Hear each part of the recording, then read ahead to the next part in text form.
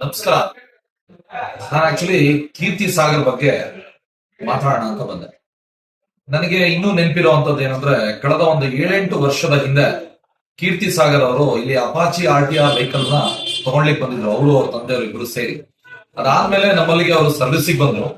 ಸರ್ವಿಸಿಗೆ ಬಂದಂತ ಸಂದರ್ಭದಲ್ಲಿ ಆ ವರ್ಕ್ಶಾಪ್ ಒಳಗಡೆ ಬಂದು, ಗುರುವಣ್ಣ ಇದು ಏನ್ ವರ್ಕ್ ಆಗುತ್ತೆ, ಯಾವ ರೀತಿ ವರ್ಕ್ ಆಗುತ್ತೆ, ಸುಮ್ನೆ ಜನರಲ್ ನಾಲೆಡ್ಜ್ ಕ್ವಶನ್ಸ್ ಗಳನ್ನ ಕೇಳುವಂತದ್ದನ್ನ ನಾನು ಕಳೆದ ಒಂದು 7-8 ವರ್ಷದ ಹಿಂದೆ ಅವರ ಜೊತೆಗೆ ಒಂದಿಷ್ಟು ಒಡನಾಟವನ್ನ ಪ್ರಾರಂಭ ಮಾಡಿದೆ. ನನ್ನ ಅವರ ಪರಿಚಯ ಪ್ರಾರಂಭ ಆಗಿದ್ದೆ ಆ ದಿನದಲ್ಲಿ.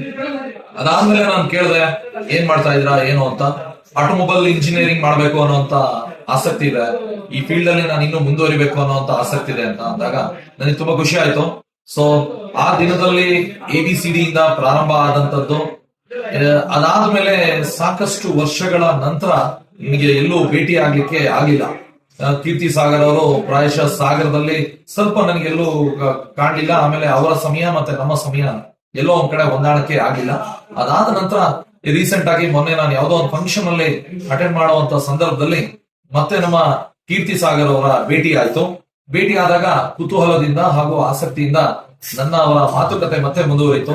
ಒಂದು 7-8 ವರ್ಷದ ಹಿಂದೆ ನಮ್ಮ ಪರಿಚಯ ಏನಾಗಿತ್ತಲ್ಲ, ಆ ಪರಿಚಯವನ್ನ ಮತ್ತೆ ಮೆಲುಕು ಹಾಕುವಂತ ಪ್ರಕ್ರಿಯೆಯಲ್ಲಿ ನಾವಿಬ್ರು ಕೂಡ ಮಾತಾಡಾದಾಗ ನಾನು ಕೇಳಿದೆ, ನಾನು ಏನ್ ಮಾಡ್ತಾ ಇದ್ದೀರಾ ಏನು ಇವಾಗ ಅಂತ ಹೇಳಿ ಕೇಳಿದಾಗ ಅವರು ನನಗೆ ಒಂದಿಷ್ಟು ಇನ್ಫಾರ್ಮೇಶನ್ಸ್ ಗಳನ್ನ ಕೊಟ್ಟಾಗ ನನಗೆ ಬಹಳ ಖುಷಿ ಆಯ್ತು. ಏನಕ್ಕ ಖುಷಿ ಆಯ್ತು ಅಂದ್ರೆ, ನಾನು 7-8 ವರ್ಷದ ಹಿಂದೆ ನನ್ನ ಜೊತೆಗೆ ಒಂದು ಅಪಾಚಿ RTR ವೆಹಿಕಲ್ ನ ತಗೊಂಡ್ಬಂದಾಗ ಒಂದು ಬೇಸಿಕ್ ಥಿಂಗ್ಸ್ ಗಳನ್ನ ಕೇಳಿದಂತವ್ರು ಕೀರ್ತಿ ಸಾಗರ್ ಇವತ್ತು ಬೆಂಗಳೂರನ್ನೋ ಊರಲ್ಲಿ ತಮ್ಮದೇ ಆದ ಒಂದು ಫ್ಯಾಕ್ಟರಿಯನ್ನ ಓಪನ್ ಮಾಡಿ, ಆ ಫ್ಯಾಕ್ಟರಿಯಲ್ಲಿ ಈ ರೀತಿ ಪ್ರಾಡಕ್ಟ್ ಗಳನ್ನ ಅವರು ಪ್ರಾರಂಭ ಮಾಡ್ತಾರೆ ಅಂತ ಕೇಳಿದಾಗ ನನಗೆ ತುಂಬಾ ಖುಷಿ ಆಯ್ತು. ಇದೆಲ್ಲದಕ್ಕಿಂತ ನಾವು ಯೂಸ್ ಮಾಡುವಂತ ನಟ್ಸ್ ಗಳು, TVS ನ ವೆಹಿಕಲ್ ಗೆ ಯೂಸ್ ಮಾಡುವಂತ ನಟ್ಸ್ ಗಳು ಅವರ ಫ್ಯಾಕ್ಟರಿಯಲ್ಲಿ ರೆಡಿ ಆಗುತ್ತೆ ಅಂತ ಕೇಳಿದ್ಮೇಲೆ ನಂಗೆ ಇನ್ನೂ ಖುಷಿ ಆಯ್ತು.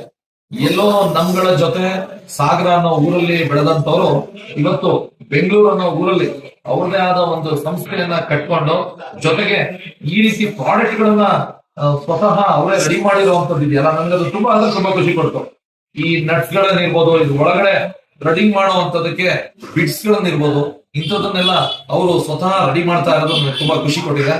ವೈಯಕ್ತಿಕವಾಗಿ ನಮ್ಮ ಸಾಗರದವರು ಈ ಮಟ್ಟಕ್ಕೆ ಬೆಳವಣಿಗೆ ಆಗಿದ್ದಾರೆ ಅನ್ನೋದಕ್ಕೆ ನನಗೆ ತುಂಬಾ ಖುಷಿ ಕೊಟ್ಟಿದೆ.